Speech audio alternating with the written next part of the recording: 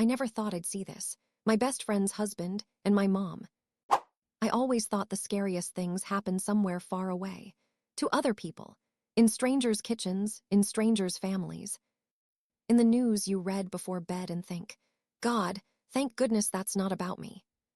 But life, it turns out, knows how to laugh. And when it laughs, it does it maliciously. I'm 26. I have a best friend from childhood, Emma. We grew up together, shared secrets, went to the same school, then different universities, but always stayed closer than sisters. I was at her wedding, cried when she walked down the aisle to marry Tom, the guy she dreamed about since she was 16. He was polite, quiet, attentive, the type of man you trust even with your parents. And yes, I introduced him to my mom. Back then, I didn't know that this moment would spark my own tragedy. Mom is a woman with character. 49, well-groomed, beautiful, always up on fashion and other people's lives. Works in a beauty salon, loves gossip, but always knew how to keep a straight face. The one who taught me, never show weakness. We weren't especially close, but there was some stable form of respect between us, even when we fought.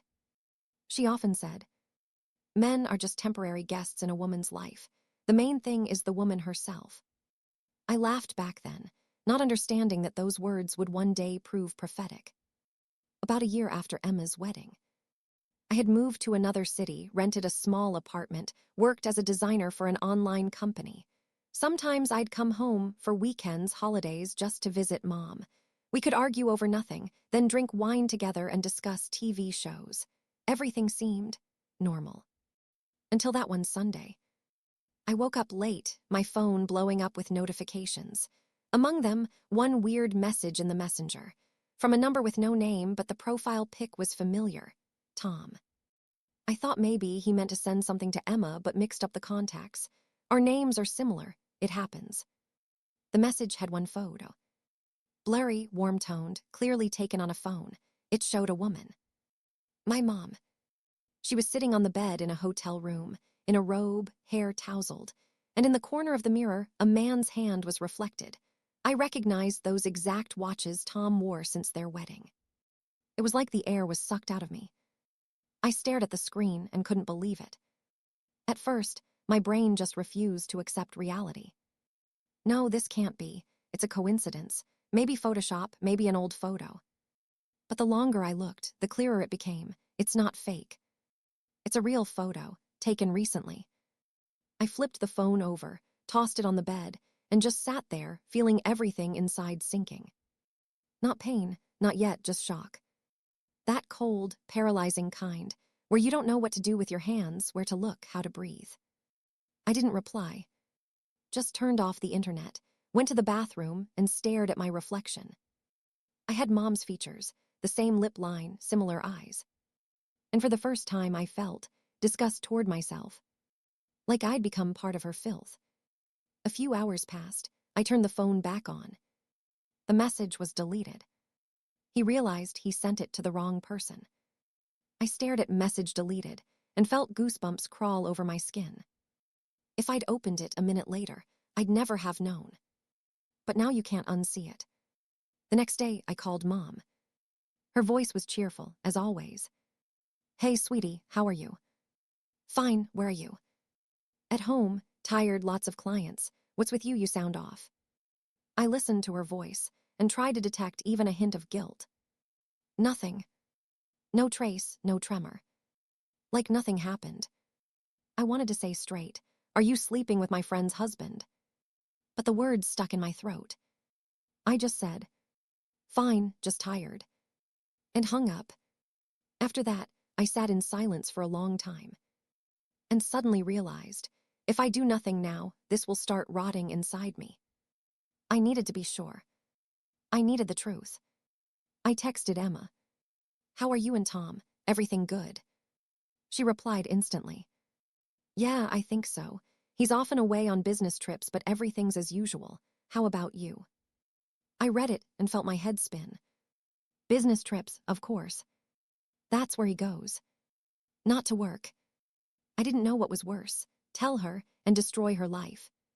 Or stay silent and destroy my own. At work, I couldn't focus. Every notification sound made my heart clench. I scrolled through Mom's social media, nothing unusual. But then I noticed a detail. In one of her photos, the view from the window, a familiar hotel facade, the one I knew Tom traveled to for business. I checked the post date. 2 weeks ago. And everything clicked. That evening, I drove to her place, without warning. She opened the door in a robe, hair wet, looked at me surprised. "What are you doing here? No call." I brushed past her. On the table, a glass of wine, the air smelled of men's cologne, not the kind she usually bought. "Someone here?" I asked. She snorted. "What's it matter? I'm a grown woman." I looked at the couch, a men's shirt lying there. Tom's size. I knew because I'd helped Emma pick gifts for him. I picked it up. Mom paled. "Where'd you get that?" "It's just, someone forgot it." "Who?" "None of your business." She looked at me with that same expression. She used to shut me down when I argued as a kid. And suddenly I understood. She's capable of this. No doubts, no remorse. My mother. I don't remember how I got home. I just remember sitting in the dark, unable to cry. Somewhere deep inside, a strange thought lived. Maybe it's my fault. Maybe I did something wrong. A thought familiar from childhood. Because Mom always knew how to twist it, so I ended up the guilty one. On the third day after that, I got a message from her. "Don't meddle in what you don't understand. Every adult has their secrets." I reread those words several times. No apologies, no regret. Just coldness. The kind she used to slam the door with when I was 12 and crying after a fight. That's when I felt not just anger, but disgust. Deep, primal. Toward her, toward him, toward all this rot. A week later, Emma sent a photo. "Look," she wrote, "Tom's funny, huh?" In the photo, he was in the same room from that accidental shot. I almost dropped the phone. She doesn't know. She's smiling. And I'm the keeper of a secret that makes me want to vomit. I texted her. "Yeah, cool photo." And turned off the phone. Since that day, I live with the feeling like something's living under my skin, whispering. Tell her, tell the truth. But every time I think about how she'll look at me, with disbelief, with pain, it scares me. Because I've seen lives crumble. And I'm not sure I can handle destroying someone else's, even for the truth. I don't know what to do. I can't sleep, can't eat. Mom acts like nothing happened. Sometimes she texts, sweet, everyday messages, recipes, jokes. And I don't reply. Because every time I see her name, that photo flashes before my eyes again. Her hair, his hand, their secret. Sometimes I think, maybe send the photo to Emma. Just no words. Let it all become clear. But then I remember how she hugged me at her wedding, whispering, "You're my person. If anything, I'm always on your side." And I can't. Not yet. I guess I'm writing this here because I have no one else.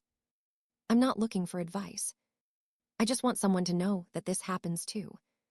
When your mother becomes the mistress of your best friend's husband, and you're the accidental witness to this filth, the bearer of someone else's shame, the hostage to someone else's secret. Sometimes I think, if he hadn't messed up the recipient, everything would stay the same. We'd meet, drink coffee, laugh like nothing. But now, every time I see Mom, I want to ask, did you even think about me once when you climbed into his bed? But I stay silent. For now. Less than a month has passed since I saw that photo. But it feels like a whole lifetime has flown by. I'm not the same as before. I've become an observer of myself, of Mom, of people who know nothing. Every time someone smiles, I think, what if they have their own filthy secret too? The world has become dirty. And it seems I'll never wash it off. It all started with little things. Mom started going to the city on errands more often. Came back late, in new dresses, smelling of unfamiliar perfumes. Not hers, not feminine, but something heavy, masculine. I noticed her mood swings, glowing one moment, raging the next. Like living on a swing set, where happiness and fear push her back and forth. And I knew why. Because now she has a double life. And I'm her hostage. I tried to wall myself off, focus on work, but everything that used to bring joy became meaningless. Colors faded, people annoyed me. I couldn't watch romance movies. It made me nauseous from the falseness. All the time, one question echoed inside. Why her? Why him? Why them? One evening, I couldn't take it and followed her. Yes, I felt disgusting, like a spy, like a sick person. But I needed the truth, proof I could present to myself to stop doubting. To finally convince myself I'm not going crazy. She left the house around 7, in a light coat, small purse. I followed. She took a taxi, I took another. The taxi stopped at a hotel on the outskirts. The same one where that photo was taken, I realized. I froze in the car, watching her go inside. A few minutes later, Tom appeared. He looked around, like he was afraid of being seen. Then went in after her. I felt blood rush to my temples. Here it is, the truth. Dirty, alive, real. No room for excuses. I sat in the car until it got dark. When they came out, I couldn't even take a photo. My hands shook so much the phone slipped. They stood at the entrance, laughing. He touched her hand. She looked at him, with that gaze I'd never seen her give me. With tenderness. With warmth. With what she, as a daughter, never gave me. When I got home, my whole body was shaking. I wanted to howl. Wanted to call Emma and tell everything. But Mom's voice echoed in my head. Don't air dirty laundry. And I realized, even now, I'm still afraid of her. Like in childhood, hiding tears under the pillow so she wouldn't hear. She's still in control of me, even after betraying me.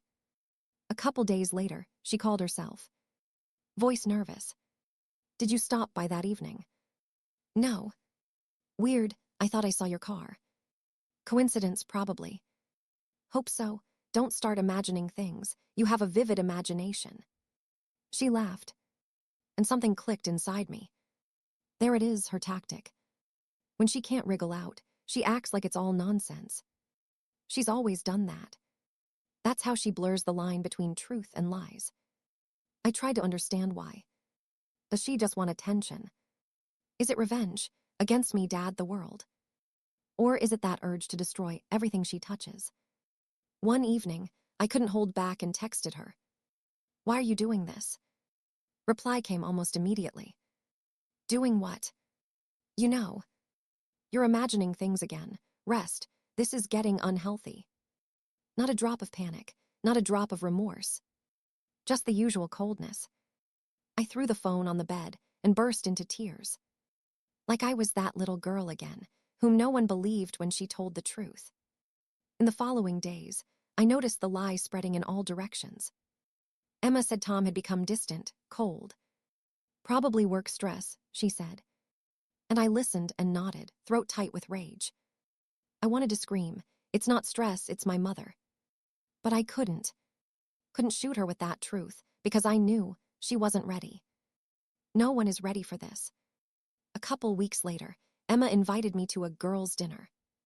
I almost declined, but conscience wouldn't let me. When I arrived, he was there too, Tom. Sitting next to her, holding her hand, smiling. And all I saw, his fingers that touched my mother now touching her. It turned my stomach inside out. He looked at me, and I saw recognition in his eyes. He knew I knew.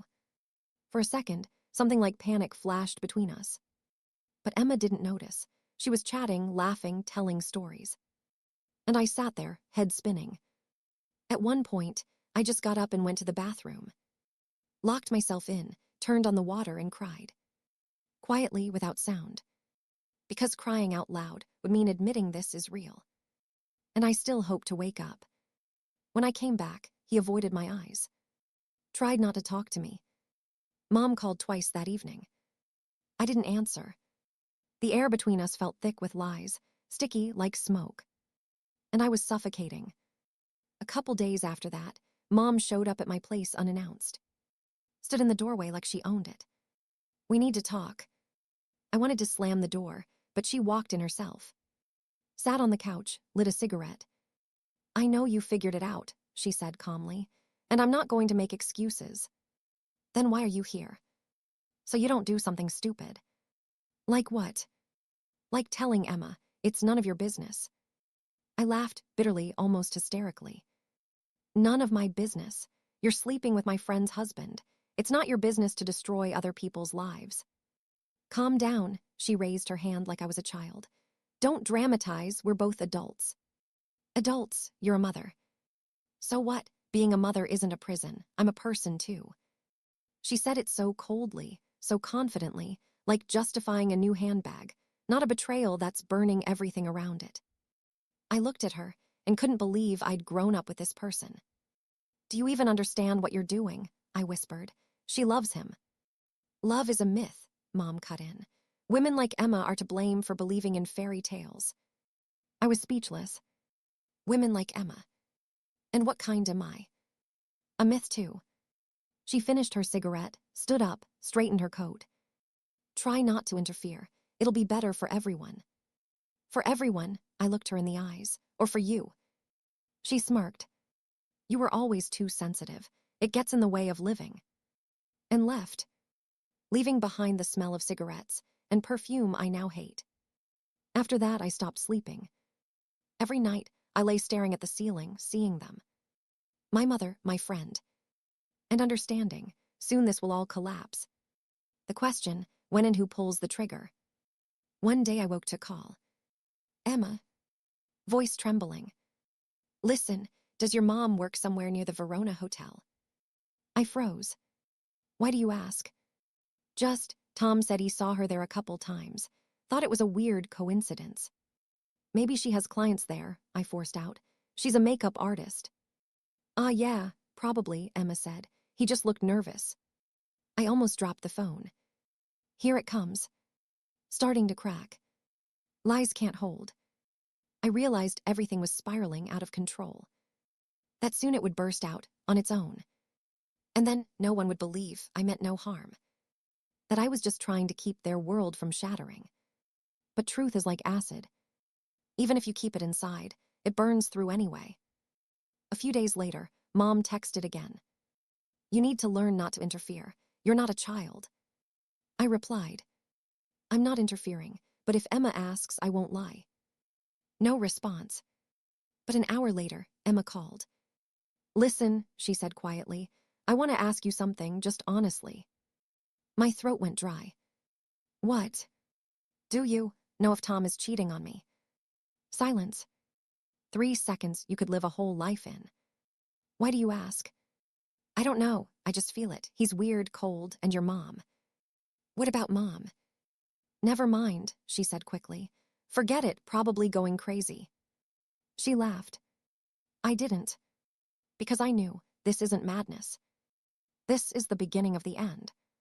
That night I sat on the balcony thinking, what now? Silence means being complicit. Telling means destroying everything. I felt pinned against the wall. All childhood, Mom taught, never betray your own blood. And now her blood is poison. I grabbed the phone, opened Emma's chat. Fingers shaking. I typed, I need to tell you something. And didn't send. Just stared at the words until the screen went black. Sometimes I think, maybe Mom's right, I'm too sensitive. Maybe normal people don't feel this way. Maybe to survive in this world, you need to be cynical like her. But then what's the point of living? If all that's left is lies, games, and betrayal. Since then, I've been waiting. I don't know for what exactly. Maybe the day the truth bursts out on its own. When Emma finds out, not from me. When everything collapses, and I finally stop feeling guilty. But for now, I just wait. And every morning when I open my eyes, I think, maybe today it ends. Then no. Not today. When something irreparable happens, it doesn't come with thunder. It sneaks up. First, an almost imperceptible shift in tone, then a glance that lingers a second too long. You feel it in your body, like a draft you can't catch with your eyes. After that evening, when I first saw him standing too close to my mother, everything changed, but no one but me noticed. They both pretended nothing happened. And I pretended to believe them. Emma laughed that I seemed weirdly tense lately, blamed overwork. Mom, as always, was impeccable, calm, composed, a bit cold. She could keep a poker face like no one else. And only sometimes, when I caught her glance, something inside me sank, too much understanding in the eyes of someone who shouldn't know I saw. They started spending time together again, by chance. Mom would drop by to help Emma with the garden, or he'd, accidentally, give her a ride after a meeting. And I stood somewhere in between, in the role of a witness who doesn't even believe herself. One day I showed up at Mom's unannounced. She lived alone after divorcing Dad. A quiet house, coffee smell, books, everything as usual. I opened with my key, and for the first time felt like an unwelcome guest in my own childhood. In the kitchen, a man's mug. Not ours, not from her set. I'd only seen mugs like that at Emma's. I heard the shower, water running upstairs. Mom came out a minute later, in a robe, hair wet, smell of unfamiliar shampoo. "Oh," she said calmly, like nothing was odd. "Why no call?" I stood holding the mug like evidence. "Just stopped by, got bored," I lied. She nodded, smiled. But something in her face. Not guilt, not even worry. It felt like she pitied me. "Don't look at me like that," Mom said quietly, avoiding my eyes. "You're overthinking too much." I said nothing, put the mug in the sink, and left without goodbye. After that, I didn't sleep for days. It felt like the walls of my world had cracked. I saw Mom and Emma's husband together, laughing in the parking lot, sharing something. I heard Emma gush, "He's so attentive, even gets along with your mom." And I stayed silent. Sometimes I'd open Emma's chat and type, "Are you sure he's not cheating?" Then delete. Because if I hit send, everything shatters. The strangest part, he started treating me differently.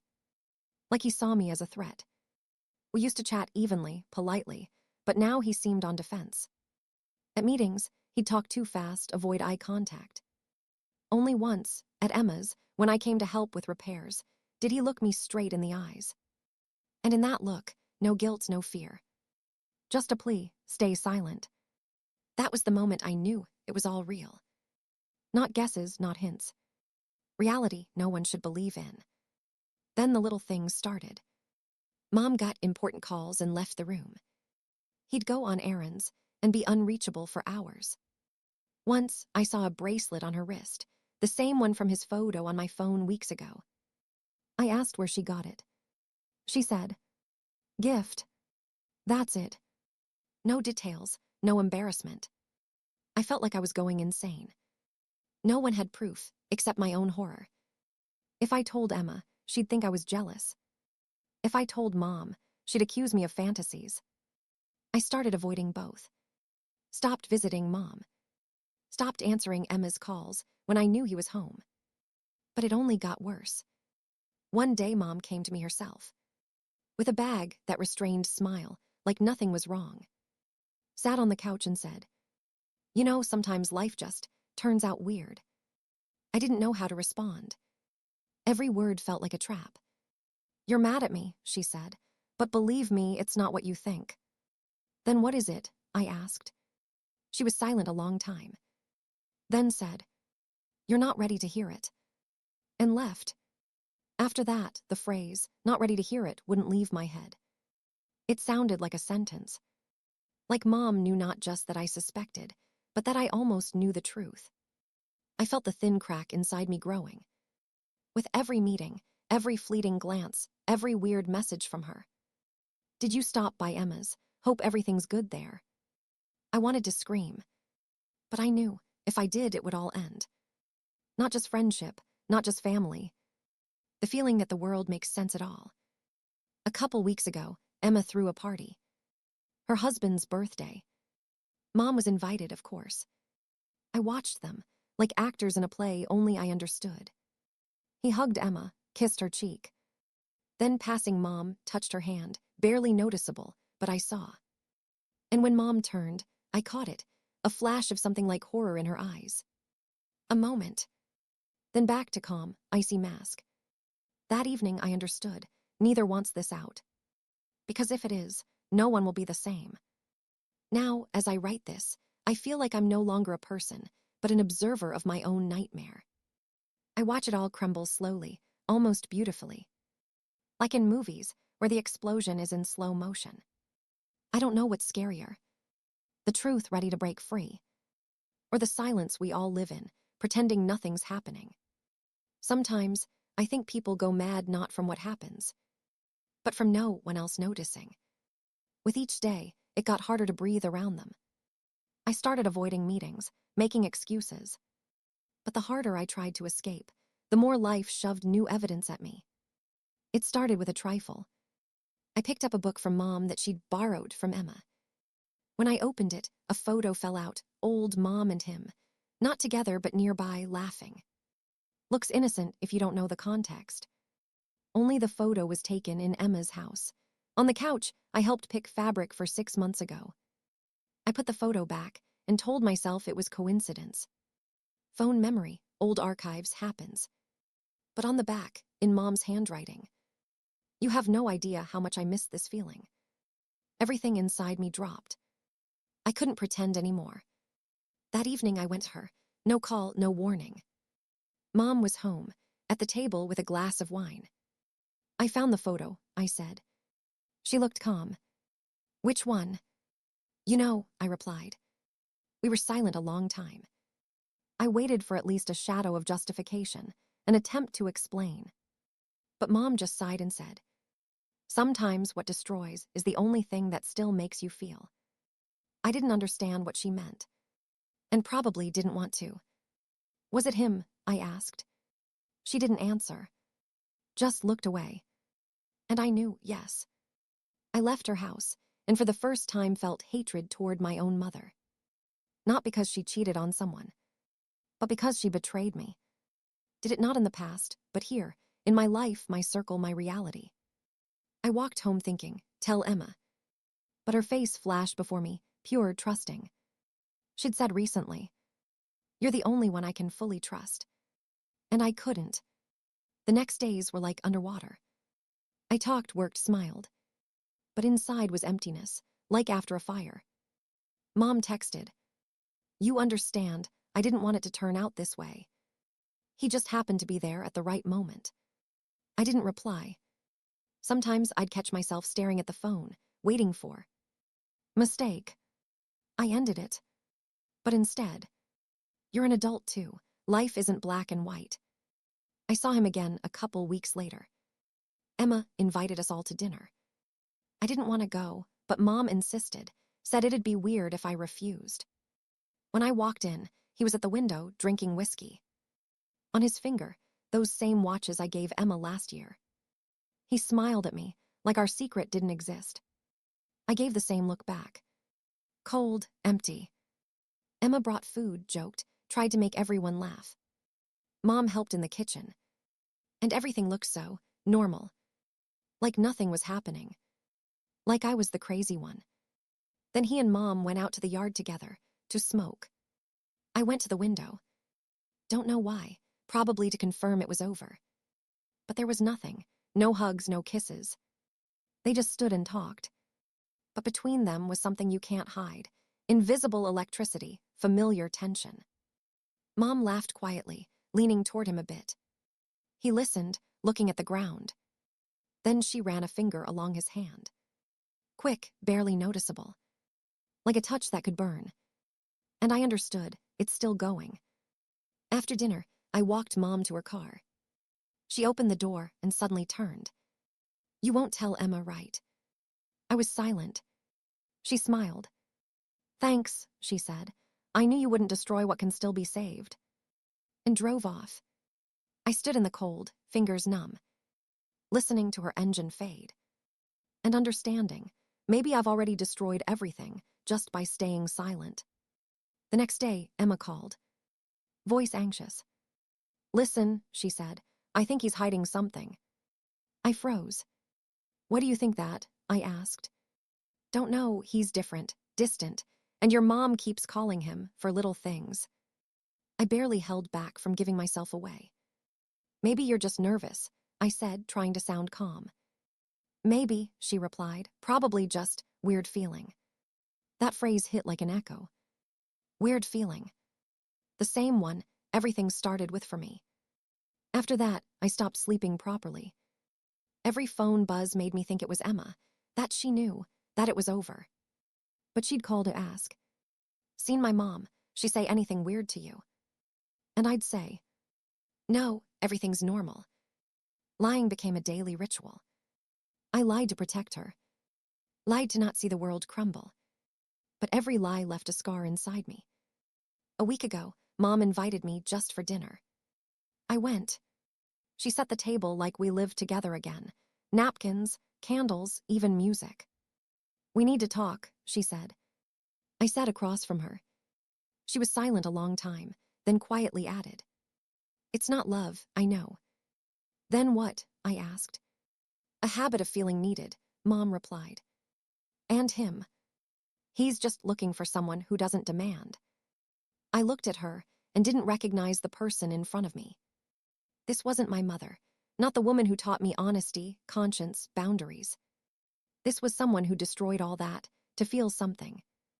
When I left, she said, "It'll end soon, promise." But I don't believe her, because there was no regret in her voice, just tiredness. I'm writing this now because I don't know what to do. I live in this nightmare where every day is a minefield. Emma calls, talks about plans, the future him. And I listen, thinking any moment it could explode. I don't know what's scarier, telling her the truth, or continuing as the only one who knows it. Sometimes it feels like I've become part of their secret. Like by silently watching, I've cheated too. Not on him, not on her. On myself. If there's a moment when life splits into before and after, it comes suddenly. But in my case, it approached slowly, like a quiet storm heralding a hurricane. I didn't know what would trigger the chain. Maybe accident, maybe simple human curiosity. That day, I wasn't planning anything, just checking email, Mom's correspondence with a colleague. What I saw surpassed anything I could imagine. The first email was normal, work. The second, not. Short line. "Yesterday was wonderful, I miss you. When again?" Signature, his initials. I didn't close the email. I sat frozen. Fingers wouldn't move, heart pounding in my ears. I reread 3 times. No mistake, no coincidence. Confirmation. I wanted to run, scream, call Emma. But instead, I closed the laptop and went outside. Sky gray, rain starting in quiet drops. I understood, nothing can be the same now. My mother and my best friend's husband. And me, the witness who knows too much. That evening, I decided to act carefully. I couldn't tell Emma directly. She trusted me completely. If I revealed everything now, it would destroy not just her, but me. Because I wasn't ready for the consequences. I started gathering evidence. Photos, messages, random coincidences. Every day, I checked her phone, socials, work contacts. Every detail was a bullet, and I held it, not knowing where to aim. A week later, Emma called. "I think he's hiding something," she said. "Don't know why, but he's weird." Cold ran down my spine. "You don't understand anything," I thought, but said calmly, "Maybe just stress." Another lie, but this time necessary. She breathed with me, unaware I knew everything. One evening, I went to Mom's. She sat on the couch, reading, but eyes empty. "You've been quiet too long," she said softly. "Because I know what you're doing." She looked at me like seeing me as an adult for the first time. "And now what?" she asked calmly. "You'll tell Emma." I froze. "I can't." "Why?"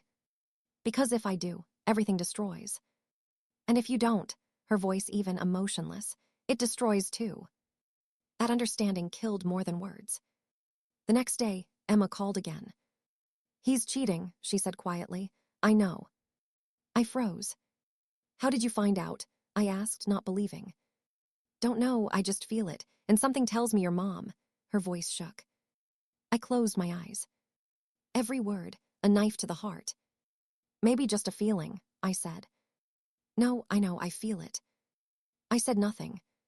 Just silent, because if I opened my mouth, everything I'd held in would burst out and destroy the world I'd tried so hard to preserve. The following days were unbearable. I watched them like actors in a play scripted by someone else. Every movement, word, smile, a performance only I understood. One evening, Emma invited me to help with party decor. He stood next to Mom, arm around her shoulders. I stood in the corner, realizing this world isn't mine. My mother, who taught me conscience, deceives, destroys. My friend's husband, whom I thought a friend, does the same. And me, the only one who saw.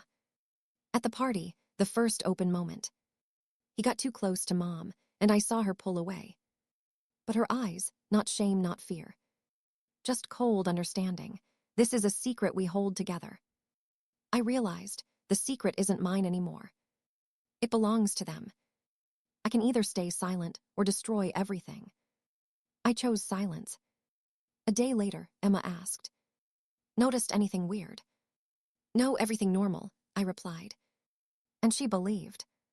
Believed the world still had boundaries of good and justice. And I knew that world is gone. I started seeing them differently.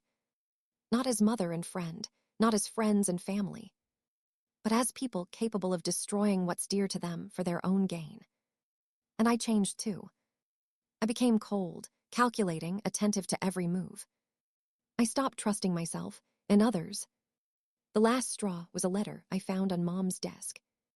"We need to be careful. Emma's starting to suspect. Need time for it to fade." Time. That's all they need. For destruction to happen slowly. For me to live in this hell, watching but not interfering. I sat on the floor, letter in hands, and for the first time in weeks, cried. Not from anger, not offense. From the world no longer being fair. From my mother being a traitor. From my friend's husband being a traitor. And from me being the only one who saw. And now, writing this on Reddit, it feels like it'll stay inside me forever. Emma will live in her world of illusions. My mother in her cold game. And me, an observer. Lonely, silent witness to how two people I loved destroyed everything for a moment of pleasure. I don't know what comes next. Maybe truth bursts out. Maybe Emma finds out. And then end. But for now, I stay here. Sitting in silence, cold, horror no one can explain. Because no one should know. Truth doesn't come suddenly. It comes when you least expect it. For me, that moment was Saturday evening. I sat in the kitchen, phone in hand. Message from Emma blinking. "We need to talk, urgent. He said something weird, I think it's over." I knew she'd guessed. Something inside froze. And I understood the world I tried to save had collapsed. I got to Emma's first. She stood at the door, trembling. "You know everything?" she asked. "Yes," I said. Silence. She didn't know where to go next and what to say.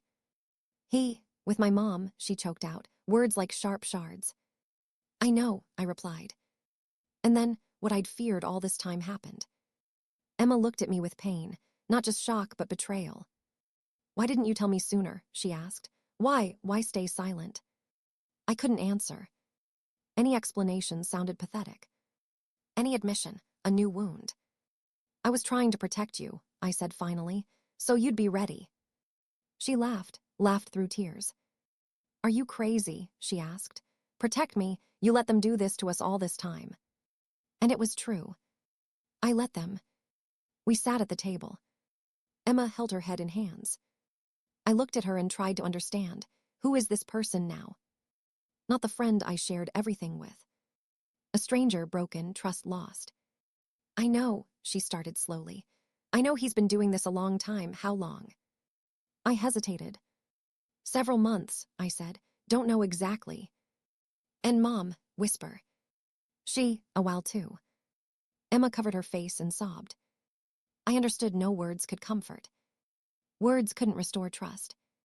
We went outside. Night cold, damp. "He said he loves me," Emma said. "And she's like my second mom."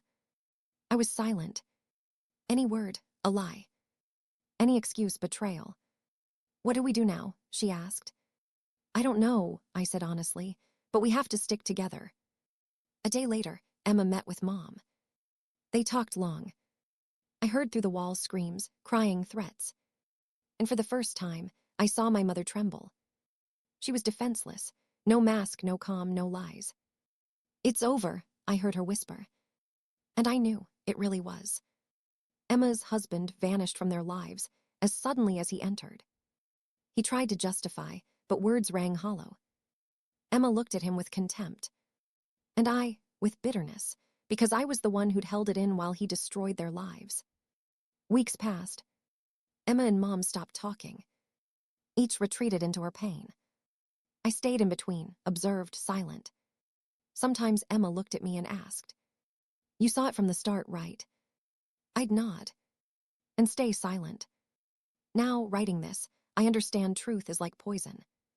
It destroys, burns trust, leaves emptiness. But it also cleanses. It shows who is who. Emma became different, hard, cautious. Mom, cold, lonely. Me, the one who saw it all.